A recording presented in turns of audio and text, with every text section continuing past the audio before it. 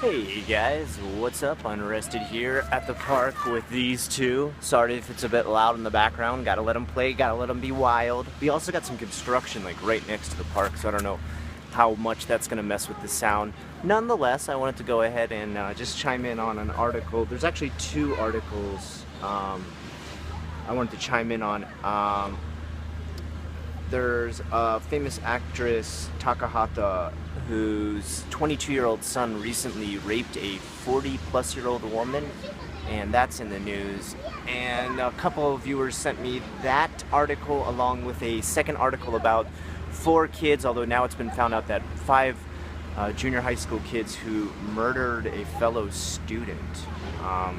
Both very kind of sad, troubling stories.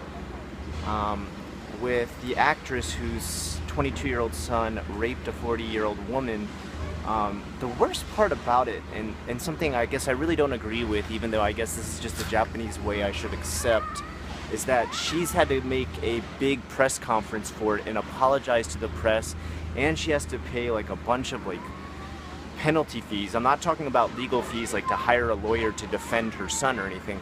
She has to pay a bunch of negativity and penalty fees, as they're called, I guess they loosely translate, to the company that represents her for her different appearances on TV and in movies and stuff like that. So it'd kind of be like your agency that decks you out to different TV shows, movies, sitcoms, part-time shows.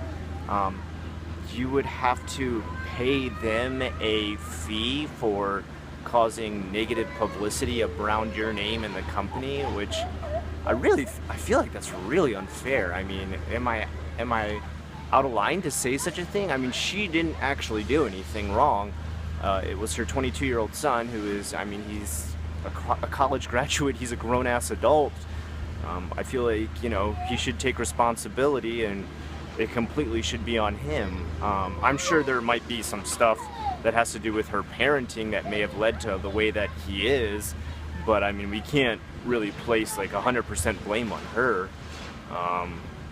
Apparently he had a bunch of, I guess, undiagnosed mental disorders that were not properly taken care of. Like, she didn't actively seek out a lot of, I guess, mental health and care for him. She just kind of tried to do her best with what she knew and how Japan kind of handles mental health, which is they kind of really don't. They kind of just try to ignore it. They try to like sweep it under the rug, be like, yo, this never happened.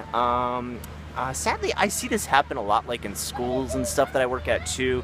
A lot of times there'll be kids who come in that are definitely on the autistic spectrum, which, I mean, they can actually learn to hone some of the autistic skills and Asperger's skills to work certain jobs in the future that they're really good at, especially if they're like mono savant on some sort of subject. But the parent will outright ignore the fact that they have this, even to the point of like refusing to take them to regular government checkups that are issued by the government for ages 1 to 3, and I think you have to go get it at 5 and 7. And they refuse to just, I mean, totally admit any kind of sort of developmental problem may be going on with their child, which is, I don't know, it's just they give me such a mixed feeling sometimes. Like, I want to see Japan help itself. Like, I want to see it, you know, take control of some of the mental issues that go on here, and yet I see this kind of backwards thinking of like, if we just don't acknowledge it, it'll go away. I don't know, but then some people write into me in comments sometimes and they say things like, hey Scott, you know, why should those kids have to go to a different school? We can make them feel more regular by sending them to regular everyday public schools. And I mean, that's what Japan does. They actually, I mean, even severely mentally challenged kids go usually to regular public schools, elementary at least. I don't know, usually junior high school, I think they actually do stop them there, but there would be times where I'd be teaching a class and like I couldn't just tell by eye that the kid had some sort of strong developmental disability until suddenly when I would ask him like, you know, a card as I'm going through different English cards, like apple, banana, and then one kid would just start like flopping on the floor and like screaming, and I'd be like, what did I do? And they'd be like, oh yeah, don't worry about it, he's just, you know, like, he has like, you know, severe like mental challenges and stuff like that, or there would just be kids like straight up wearing like, you know, there's like a special kind of almost looks like a wrestling helmet that they wear because they'll go into convulsions and stuff, which is I understand, but I also feel like they should get their own special care just for the fact that they could actually injure themselves due to their condition, but they would also be going to these normal public schools where there isn't a constant watch for that thing. Like, they're not trained around taking care of severely mentally or physically challenged kids. I mean, they are to a certain extent, but that is not their specialty.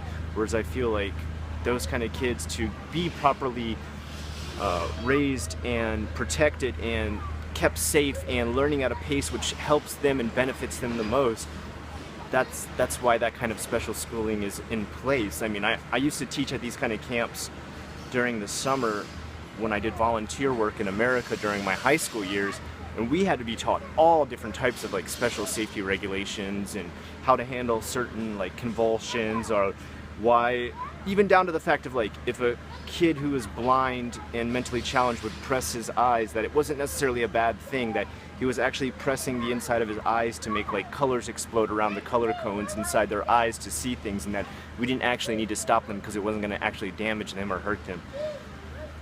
So I mean, those minor things even are not taught to these kind of teachers who are doing these public classes, because really, I mean, it shouldn't be part of their necessary training, but I guess maybe it should if this is the kind of problems that eventually can come about later in life. I mean, if you're going to accept sending kids with severe mental challenges to regular everyday public schools, then at the very least you either need to have them assisted by people who are trained in that, or train the teachers more severely as far as how to take care of these problems. I don't know.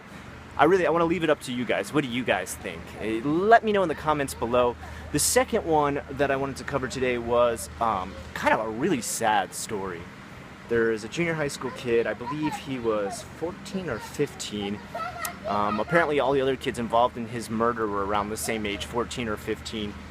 It started out as only one kid being arrested for apparently messaging him and making him meet under this bridge where he was said to have hit him with rocks. They don't make it, as far as I could understand on the news story, I couldn't quite make out if they hit him with rocks or threw the rocks at him from close range. Either way, it was a way in which he was damaged with rocks. Eventually they figured out that there's no way just this one kid alone could have done it, so they eventually made him turn in his other friends who had helped him commit this murder. And I think what happened here is kind of the quote-unquote blameless crime, where everybody does a small part to injure a person and that person ends up dying, but nobody takes full blame because they think like, well, I'm not the one who did the blow that finally killed him. I'm not the one who hit him with the rock enough times. Yeah, but combined together, all those people, they did kill him. They're all equally guilty and they should all equally take the blame. But I'm thinking it's one of these kind of group situations where they're like, well, I'm not the one who did the finishing blow. But I mean, it's really a sad story. Apparently this kid had been bothered by them, or bullied by them, I really should say, for a long time, them forcing him to give them money to buy gasoline for their motorbikes, which you can drive at a very early age in Japan. I think you can drive as young as 15 or 14. You can drive little like mopeds and scooters around really early. And he tried to be as non-confrontational as possible, to the point that he eventually started staying home, and then they started to message him on line SMS and calling him a bunch, and finally saying like, you know, I'm sorry, I don't want to meet up, you know, because I don't want to fight with you guys. I want to just be friends. Like, I'm sorry I haven't given you any money, but I don't have any more money. My parents don't give me any more allowance. And they're like, that's fine, whatever, just come meet us under this bridge. And he finally did, and they went ahead and beat him to death with rocks, 5 different kids. He fell to the floor and began to convulse, and that's when they pushed his body into a river and were trying to make him swim, which obviously he couldn't do because he was, you know, somewhere between unconscious and having a convulsion. So, I mean, God, what a sad story. The kid's dead now.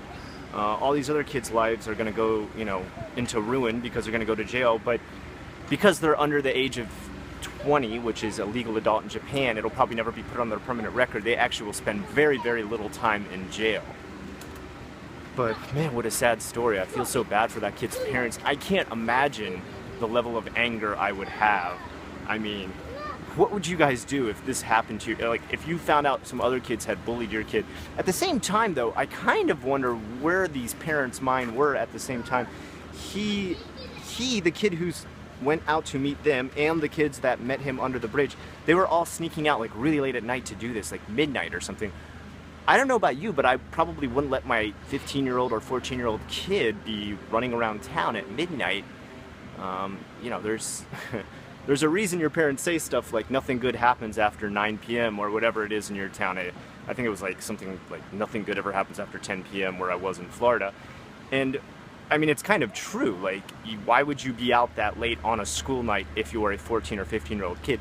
Probably because you're getting in some kind of trouble. I mean, obviously there is JUCO that goes that late, which is cram school. It can sometimes go to 11 o'clock. But if I know you're at the cram school and I call your teacher and they say you're there studying, I know you're safe and okay. Anyway, guys, those are a couple of stories, and I want to hear your thoughts on them. I want to hear your feedback. How do you think these kids should be punished? What would you do if this happened to your kid? How would you, I guess, go vigilante or address the law in this situation? And also, what are your thoughts on mental health care in Japan? Until next time, I am Unrested with the questions you requested. That's Tiny Unrested Jr. I will see you next time.